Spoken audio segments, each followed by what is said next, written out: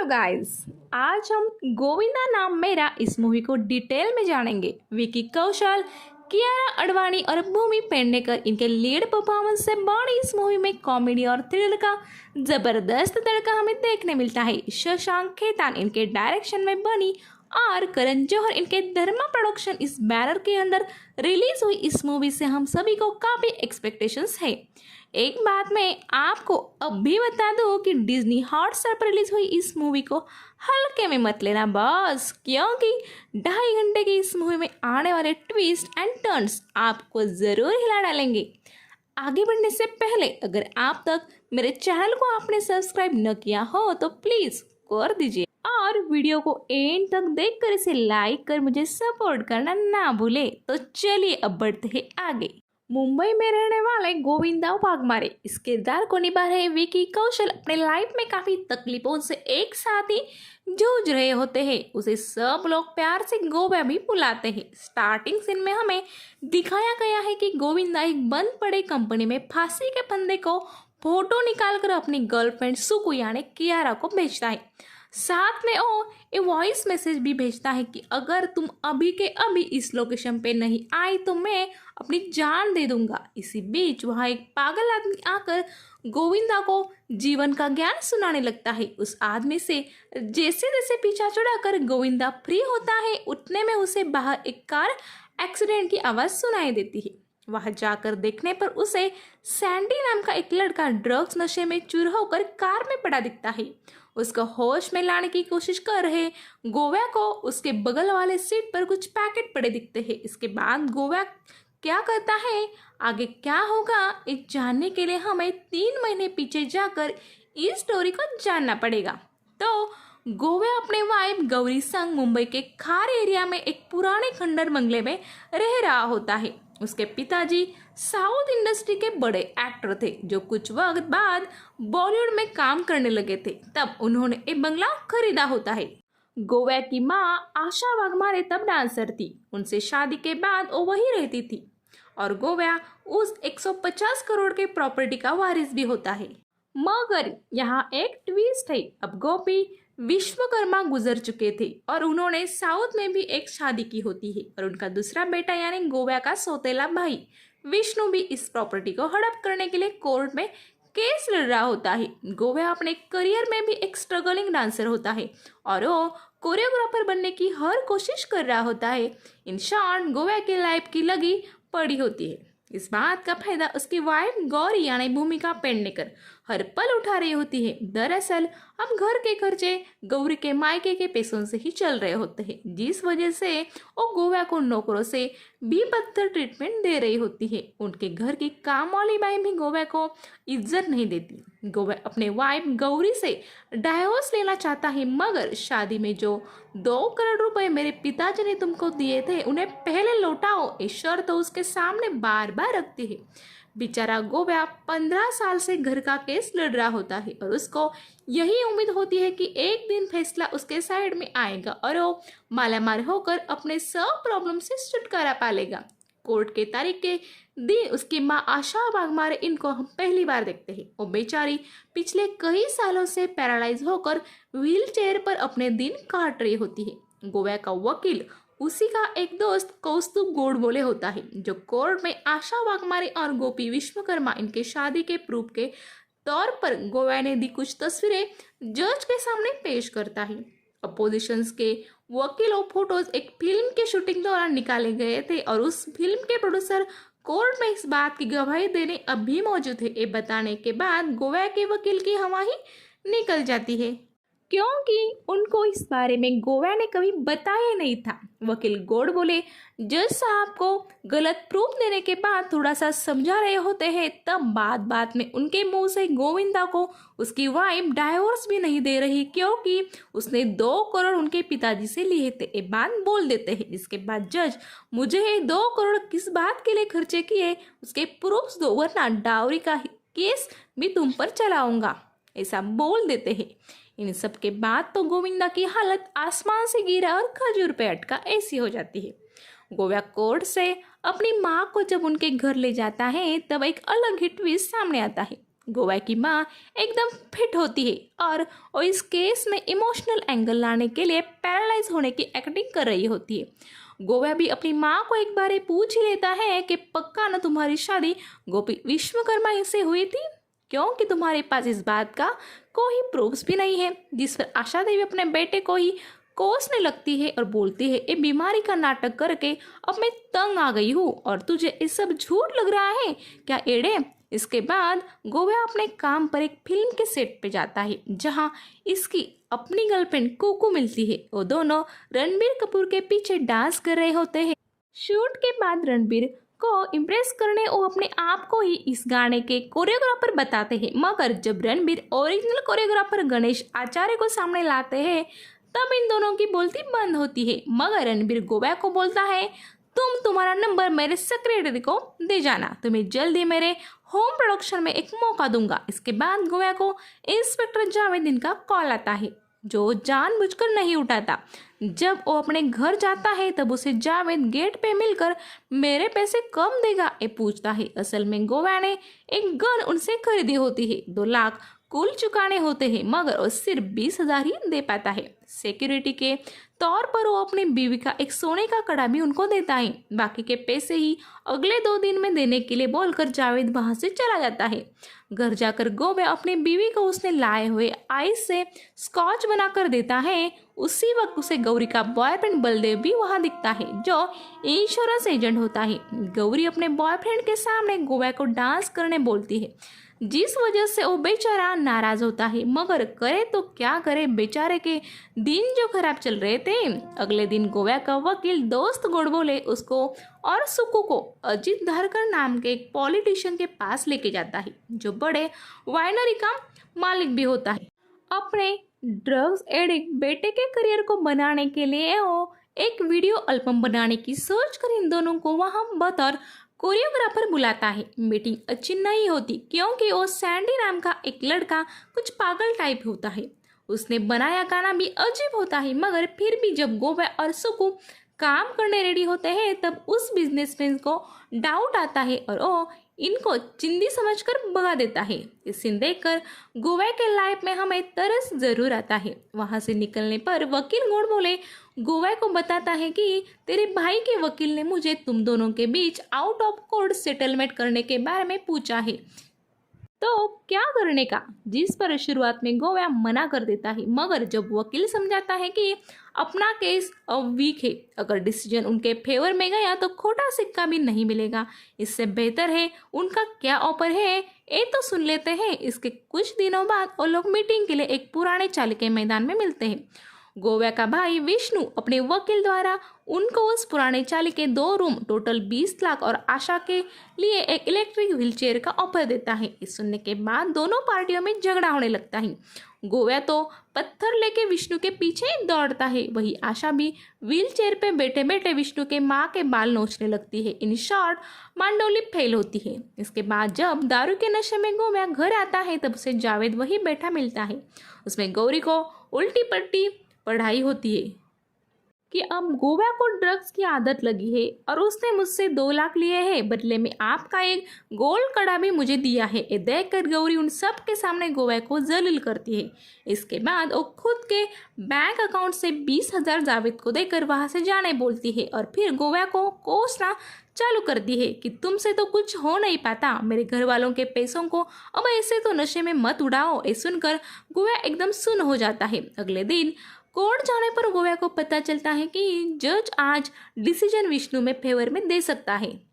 Date को आगे बढ़ाने के लिए उसे 2 लाख रुपए वहां के एक आदमी को देने पड़ेंगे। पैसे तो नहीं होते, मगर इसी बीच उसको उस पॉलिटिशियन धारकर का कॉल आता है और वो वीडियो एल्बम के लिए इनको फाइनल कर देता है। एडवांस मिले पैसों से कोर्ट में वकील गोडबोले सेटलमेंट कर देता है। वीडियो एल्बम के शूट के दौरान वो सैंडी ड्रग्स में खोया हुआ ही होता है, इसलिए गोवा और सुकू अपने आप को भी उस वीडियो में बतौर लीड कपल लाते हैं और सैंडी को बीच बीच में दिखाते हैं। वीडियो तो एकदम बढ़िया बन जाती है, मगर धारकर अपने बेटे की ज़्यादा न दिखने की वजह से इन लोगों को पैसे देने से मना करता है। ऊपर से पूरे शूट पे खर्च हुए 30 लाख देने को बोलता है, वरना वो गोवा को तेरे बंगले में अपने लोग बिठाऊंगा और उसे हड़प लूंगा, ऐसी धमकी देकर उनको अपने लोगों से पिटवाता है।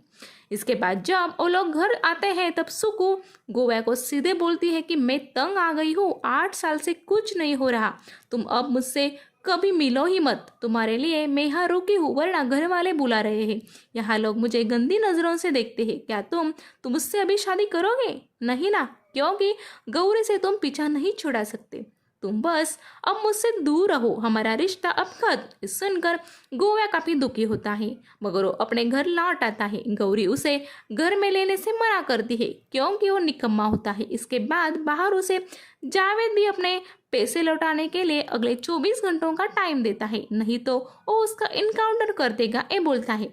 सब जगह से तकलीफों से घिरा गोवा जान देने के लिए एक बंद फैक्ट्री में जाता है और वहां से वो सुकु को कांटेक्ट करता है और हम उसी सीन पर आते हैं जो हमने फिल्म के शुरुआत में देखा था।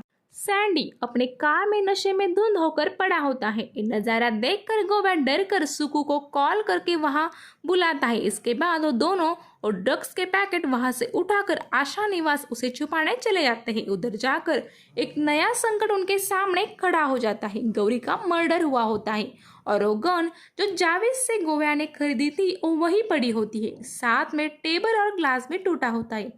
ये नज़ारा देखकर गोवा और सुकु डर जाते हैं और वहां से भाग निकलते हैं, मगर बंगले के बाहर गौरी का बॉयफ्रेंड बलदेव होता है और वो गौरी उस दिन नाराज होने के कारण उसे आवाज़ दे रहा होता है। इसके बाद वो उसी बंगले के गेट पे सो भी जाता है। अब बाहर जाने का कोई रास्ता नहीं, और ये देखकर वो दोनों फिर से बंगले में जाते हैं। इसके बाद गौरी के डेड बॉडी को ठिकाने लगाने वो वहाँ कंपाउंड में ही एक गड्ढे में उसकी लाश को दफना देते हैं। इसके बाद सुकु बंगले में जाकर सब चीज़ों को साफ कर देती है। इसी बीच वो गौरी का फोन अपने पास ले लेती है, मगर ये बात वो गोवा से छुपाती है। फिर वो अपने घर निकल जाती है और गोवा बंगले में ही सो जाता है। अगले दिन जब मंजू घर काम करने आती है तब गौरी दीदी वहां ना होने पर वो थोड़ी चौंक जाती है। गोवा उसे बताता है कि वो पुणे अपने मायके गई है, मगर दीदी ने ऐसा कुछ बोला ही नहीं था। ये सोच कर वो गौरी को कॉल करती है, तब वो फोन सिर्फ बज रहा होता है और सुकु उस फोन को लेके कहीं टैक्सी से जा रही होती है। तब मंजू गोवा को पूछती है, दीदी फोन क्यों नहीं उठा रही? ये सुनकर गोवा डर जाता है और उसे याद आता है कि कल फोन तो मिला ही नहीं था, ओ दीदी सोई होगी, ऐसा झूठ बोलकर बात को टाल देता है और सुकु को कॉल कर उसे बताता है कि मंजू को डाउट हुआ है और वो क्या तुमने फ़ोन लिया है? जिस पर सुकु झूठ बोलती है, फ़ोन मैंने तो नहीं लिया, शायद कल बॉडी के साथ वो भी दफना हुआ। इसके बाद वो गोवा को ड्रग्स का ख्याल रखने बोल मैं तुमसे जल्द ही मिलूंगी ऐसा बताती है। इसके बाद हमें एक और ट्विस्ट देखने मिलता है कि सुकु तो विष्णु के लिए काम कर रही है। वो गोवा से प्यार का नाटक कर रही थी क्योंकि विष्णु उसे 1 करोड़ और अंधेरे में एक 3 BHK फ्लैट उसके बदले देने वाला था। सुकु विष्णु को बताती है कि गौरी का मर्डर हुआ है और क्या ये तुमने किया है? अगर मैं इसमें फंस गई ना तो तुमको भी नहीं छोड़ूंगी। उधर मंजू को घर में झाड़ू लगाते वक्त एक खून लगा हुआ कांच का टुकड़ा मिलता है जिसे वो इंस्पेक्टर जावेद को पुलिस स्टेशन जाकर दे देती है और साथ में बोलती है कि शायद गौरी दीदी का खून हुआ। इसके बाद एक और ट्विस्ट हमें पता चलता है कि मंजू सुकु से मिली होती है और वो कोर्ट में शादी के पेश किए फोटोज फेक है। ये जानकारी वही सुकु को देती है और फिर सुकु उसे विष्णु को आज वो सुकु को कॉल कर बताती है कि शायद गौरी दीदी का मर्डर हुआ है और मैंने घर में मिले कांच का टुकड़ा इंस्पेक्टर जावेद को दिया है। जिस पर सुकु बताती है कि पुलिस के पास जाने से पहले मुझे कॉल किया होता तूने। इसके बाद सुकु आशा के घर जाके उनको और वकील गोडबोले को कल रात की घटना के बारे में बताते हैं। बंगले में आकर वो जब लाश को दफनाए जगह को देखते हैं तब वकील गोडबोले एक प्लान बनाता है कि तुम लोग विष्णु से 2 करोड़ ले लो और बंगला उसके नाम कर दो। उसके बाद इन डेड बॉडी की आफत भी उसकी हो जाएगी और सब अपने अपने लाइफ को मिले पैसों से सेट कर लेंगे। सिर्फ वो सबको नॉर्मल बिहेव करने बोलता है, कोई भी मर्डर की बात को लेकर टेंस नहीं होगा, एक करने बोलता है। इसी अनुसार अपने काम पे गोवा और सुकु एकदम नॉर्मल बिहेव करने हैं। मगर वहाँ सेट पे सैंडी आ जाता है और वो गोवा को मेरा पैकेट दे ऐसा बोलता है। इसके बाद गोवा वहाँ से भागता है और सैंडी भी उसका पीछा करता है। आगे चलकर एक बाथरूम में सैंडी उसको पकड़ ही लेता है और उसे बोलता है, उस दिन वीडियो शूटिंग के दौरान मैंने तुम्हें छोड़ा, ड्रग्स का पैकेट दिया था ना, वो मुझे दो। जो सुनकर गोवा रिलैक्स होता है और बैग में से उसे निकाल कर देता है। फिर बातों बातों में वो सैंडी से ही जान लेता है कि उस दिन सैंडी को किसी का कॉल आया था जो उसके बाप के पास रखे सारे ड्रग्स के बदले 6 करोड़ कैश देने को रेडी होता है। इसलिए सैंडी उसे लेकर वो फैक्ट्री गया था, मगर वो वहाँ से चोरी हो गए। इधर बंगले पे विष्णु और गोवा इनके अपने वकीलों संग सेटलमेंट होती है और वो 2 करोड़ लेकर उस बंगले से अपना हक विष्णु को दे देते हैं। उधर बलदेव मंजू को मिलने उसके घर जाता है। मंजू से वो गौरी के गायब होने और उसके मर्डर होने की आशंका के बारे में जानकर वो गोवा को कॉल करता है। बातों बातों में वो उसे तुमने ही गौरी को मारा है और लाश को कहाँ छुपाया है इसे सीधे मजाक में पूछ लेता है। इस बात से डरकर गोवा उसे मिलने उसके इंश्योरेंस ऑफिस जाता है। वहां जाकर गौरी ने 2 करोड़ की पॉलिसी निकाली थी और नॉमिनी गोवा है, ये बात उसे बलदेव बताता है। बलदेव उसे बोलता है, मैं तुम्हारी पॉलिसी सेटल कर दूंगा, बताओ लाश कहाँ है। या स्मार्टली गोवा बताता है, वही पता नहीं, मगर पॉलिसी की बात सिर्फ तुम्हें पता थी, मतलब तुम्ही ने गौरी को मारा है, ये आरोप भी गोवा लगा देता है। जिससे मनाकर बलदेव उसे बताता है कि मैं सब डॉक्यूमेंट्स का जुगाड़ कर लूंगा, तुम सिर्फ मुझे 1 करोड़ ईमानदारी से दे देना, नहीं तो मैं पुलिस में चला जाऊंगा, बोलो मंजूर। इस बात में दोनों का फायदा था, इसलिए वो दोनों हाथ मिला लेते हैं। मगर इसी बीच विष्णु कॉल कर पॉलिटिशियन धारकर को बिना नाम बताए कॉल करता है। तुम्हारा सब ड्रग्स गोवा के पास है ये बताता है। इसके बाद धारकर जावेद को बोलकर गोवा को अरेस्ट करने बोलता है। गोवा ड्रग्स के बारे में कुछ नहीं जानता, यही बता रहा होता है। पुलिस गोवा के माँ को भी पूछताछ करने पकड़ लाती है, मगर कोई इन्फॉर्मेशन मिल नहीं पाती। इसके बाद जावेद अपने पुलिस स्टाइल से गोवा से पूछताछ करता है और उसे बोलते हैं, देख सच सच बता, इसी के सबका फायदा है, नहीं तो तू अंदर ही सड़ जाएगा। उधर सुकू अपने पास वाला एक वीडियो मंजू को सेंड कर उसे बोलती है, ये वीडियो तू जाकर इंस्पेक्टर जावेद को दे। मंजू उस वीडियो को अगले दिन पुलिस स्टेशन जाकर जावेद को दिखाती है, जिसमें वो गौरी को मजाक में मार रहा होता है और गौरी चिल्ला रही होती है। बेचारा गोवा जावेद को समझा समझा कर थक जाता है कि मेरी बीवी मार खाने वाले में से नहीं बल्कि मारने वाले में से है। ये वीडियो जानबूझकर एडिट करके आपके पास लाया गया है। मगर जावेद उसे और पीटने लगता है और ड्रग्स कहाँ है ये पूछने लगता है। इसके बाद मंजू भी आग में तेल डालने का काम करती है कि एक तो इसने मेरे दीदी से 2 करोड़ डाउरी लिया और इसका चक्कर भी चल रहा है। इतने में मंजू को रियलाइज होता है कि उसने अभी सुकू को भी यहाँ फंसा दिया। इसके बाद जावेद उससे पूछने लगता है किसके साथ चक्कर है बता। फिर मंजू सुकू का नाम बता देती है। जावेद अपनी टीम लेकर सुकू के घर जाते हैं। वह छानबीन के बाद उसे 250 ग्राम का एक पैकेट मिलता है। उसको वहां से बरामद कर सुकू को पुलिस स्टेशन लेकर आके बंद करता है।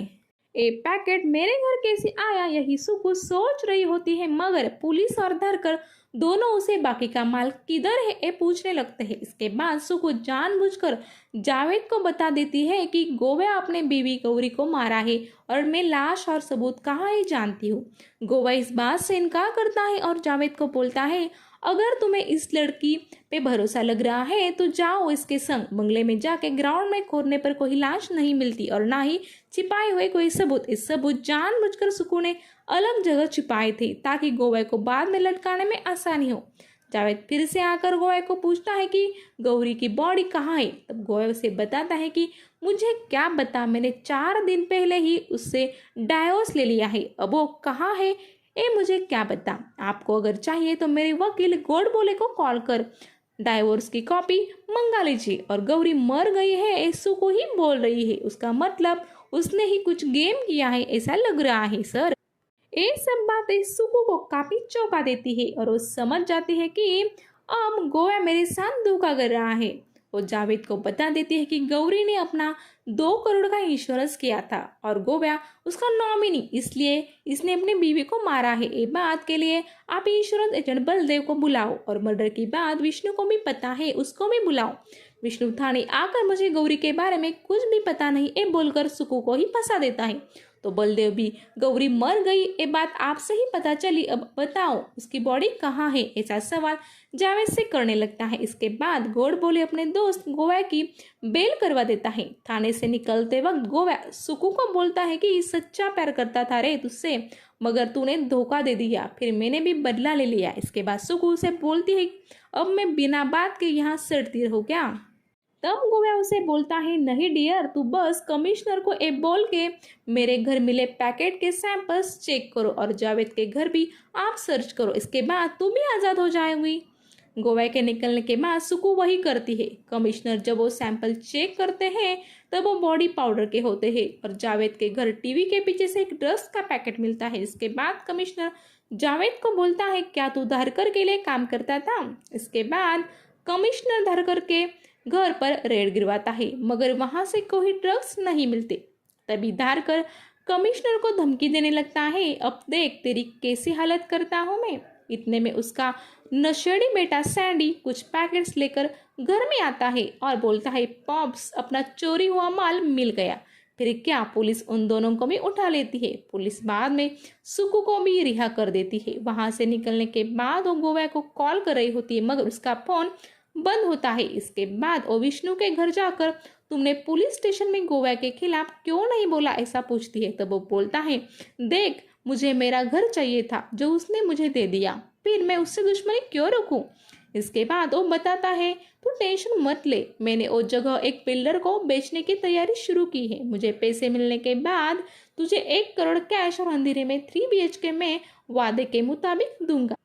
मगर कुछ दिनों बाद उस बंगले पे BMC वाले सील लगा रहे होते हैं। इस बात की खबर जब विष्णु को लगती है तब वो अपनी माँ वकील और सुकू संग वहां जाता है। वहां के वकील उन्हें कोर्ट के ऑर्डर्स दिखाते हैं जिसमें लिखा होता है कि एक जगह स्कूल के लिए अलॉटेड थी। 1988 में वहां के वार्ड ऑफिसर ने झोल कर एक जगह प्राइवेट लैंड दिखाकर तुम्हारे पिताजी को रिश्वत लेकर बेची थी। बाद में कोर्ट में 30 साल केस लड़कर ये जमीन फिर से BMC ने अब ले ली है। तुम्हें चाहिए तो तुम BMC ऑफिस जाकर चेक करो। BMC जाकर वहां के कमिश्नर भी इस बात की पुष्टि कर देते हैं। तो वो बताते हैं कुछ दिनों बाद और भी कोई पार्टी आई थी, वही लीगल हेयर है ऐसा बता रही थी। तभी हमने भी उन्हें यही बताया था कि अब BMC केस जीतने वाली है और तुम लोगों को वो जगह खाली करनी पड़ेगी। और फिर क्या था, विष्णु और उसके साथी समझ जाते हैं कि गोवा दाव खेल गया। इंश्योरेंस ऑफिस जाकर पूछताछ करने पर उनको वहां से बलदेव ने लॉटरी लगने के बाद नौकरी छोड़ दी और अब वो कहाँ है ये किसी को पता नहीं। ये विष्णु और सुकू को समझाता है। फिर वो बिल्डर विष्णु को अपने ऑफिस बुलाकर उससे लिए पैसे लौटाने धमका रहा होता है। तब विष्णु बताता है वो पैसे तो गोवा को दिए, अब मैं कोर्ट में अपील कर रहा हूँ। ये सुनकर वो बिल्डर भड़क कर उसे पीटने लगता है। तभी विष्णु का फोन बजता है और वो सामने वाले को सुन रहा होता है। इसी समय सेट पर काम कर रही सुकू को भी एक कॉल आता है और वो भी उसे सुन रही होती है। फिर सुकू, विष्णु और उसकी माँ फ्लाइट से थाईलैंड पहुंचते हैं। वहां के बीच पे जाकर वो जब एक दूसरे को देखते हैं तब वो समझ जाते हैं कि गोवा ने हमें यहाँ बुलाया होगा। इसके बाद धमाकेदार अंदाज में गोवा वहां अपने बॉडीगार्ड संग एंट्री लेता है। फिर वो इन तीनों को एक मॉकटेल देकर उसने इनको कैसे एड़ा बनाया ये बताने लगता है। अपनी माँ के शादी के फोटो कोर्ट में जब तुम लोगों ने झूठे साबित किए ये देखने के बाद वो समझ गया था कि कोई तो अपने साइड से तुम लोगों को मिला है, इसलिए वो मंजू का पीछा कर रहा था। तब वो उसे सुकू को मिलते हुए देख लेता है। बाद में सुकू का पीछा कर उसे विष्णु संग एक होटल में बातें करते सुन लेता है। इसी बीच उसको BMC का लेटर आता है जिसमें अब ये बंगला जानलेवा है ये बात पता चलती है। इसके बाद कुछ तो हासिल होना चाहिए ये सोच कर वो एक सुपर प्लान बनाता है जिसमें वो गौरी को भी विश्वास में लेता है। इसके बाद गौरी भी वही थाईलैंड में उसके साथ होती है। ये हम देखते हैं। आशा और वकील गोड बोले भी वही मजे करते हुए हम देखते हैं। फिर वो बताता है कि मैंने ही गौरी को मरने का नाटक करने बोला और बाद में उसके बॉडी को ग्राउंड से निकाला। मेरी माँ ने सुकू ने छिपाए हुए सबूत को ढूंढकर जला भी दिया। इसके बाद माँ ने ही सुकू के घरों फेक ड्रग्स पैकेट छुपाया और जावेद के घर भी माँ ने ही असली पैकेट छुपाया। बाद में बचा माल वापस सैंडी को हमने ही बेचकर उसको और उसके बाप को भी लटकाया और वो पैसे भी लेके आए। बलदेव का गौरी संग को ही चक्कर नहीं था, उसके जरिए हमने फेक डॉक्यूमेंट देकर इंश्योरेंस के पैसे भी ले लिए और उस में से आधे बलदेव को दे दिए। अब हमारी लाइफ सेट है। इस सुनने पर सुक्कू बोलती है, तुम्हें क्या लगता है हमें जानने के बाद चुप बैठेंगे? तब गोवा उन्हें बताता है कि तुम्हारे पास सबूत क्या है, और वैसे भी ये ड्रिंक का असर शुरू होने पर तुम लोग अभी बेहोश हो जाओगे और होश भी आने पर अपने आप को यहाँ अकेला पाओगे। इतने में वो तीनों को धुंधला धुंधला सा दिखने शुरू होता है और वो गिर पड़ते हैं और गोवा अपनी टीम संग वहां से मजे करते हुए निकल जाता है और इसी सीन पर ये मूवी खत्म हो जाती है। तो दोस्तों, आपको मेरा ये एक्सप्लेनेशन कैसा लगा ये मुझे कमेंट्स करके ज़रूर बताइए। जल्दी लौटूंगी ऐसे एक हटके मूवी के साथ। तब तक के लिए आप सब खुश रहिए, हंसते रहिए। इसी दुआ के साथ मैं आपसे लेती हूँ विदा। Bye bye.